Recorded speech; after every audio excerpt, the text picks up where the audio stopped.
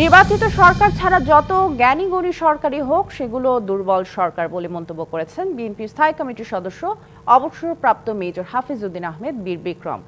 সকালে Barishal cyber tribunal আদালতের মামলায় হাজিরা শেষে তিনি দ্রুত নির্বাচন সংক্রান্ত সব সংস্কার শেষ করার আহ্বান জানান। কুমিল্লার নিমসার কাঁচা বাজারে টাস্ক ফোর্সের অভিযানে ৩ প্রতিষ্ঠানকে ৩২,০০০ টাকা জরিমানা করা হয়েছে। সকালে নিমসার বাজারে আলু, পেঁয়াজ সহ নিত্যপণ্যের দাম মনিটরিং করা হয়। এ সময় খুচরা বাজারের সাথে পাইকারি বাজারে আলুর দামের তারতম্য পেয়ে ৩টি প্রতিষ্ঠানকে জরিমানা করা হয়।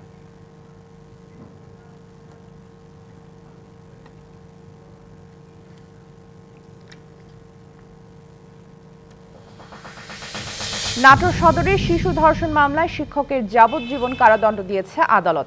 সকালে নারী ও শিশু নির্যাতন দমন ট্রাইব্যুনালের বিচারক মোহাম্মদ আব্দুর রহিম এই আদেশ দেন। ২০১৮ সালে শিক্ষক হযরত আলীর কাছে প্রাইভেট পড়তে যায় শিশুটি। পড়া শেষে শিশুটিকে ধর্ষণ করে হযরত আলী।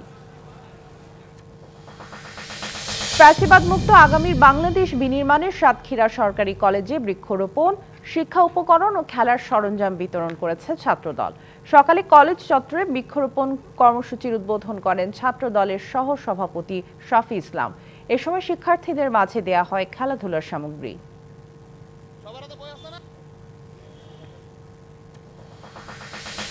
উৎসবমুখর পরিবেশে চট্টগ্রাম বিশ্ববিদ্যালয়ের ৫৯তম দিবস উদযাপন করা হয়েছে। সকাল ১০টায় বিশ্ববিদ্যালয় জিরো পয়েন্ট থেকে আনন্দ শোভাযাত্রা শুরু হয়। এতে বিশ্ববিদ্যালয়ের শিক্ষক, কর্মকর্তা, কর্মচারী ও শিক্ষার্থীরা অংশগ্রহণ করেন।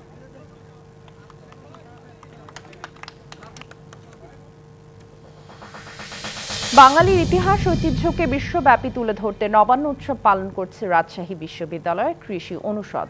প্রতি বছরের মতো এবারও বিপুল উৎসাহ উদ্দীপনায় পিঠা উৎসব, নাচ, গান আর আনন্দ উল্লাসের মধ্য দিয়ে চলে এর আনুষ্ঠানিকতা।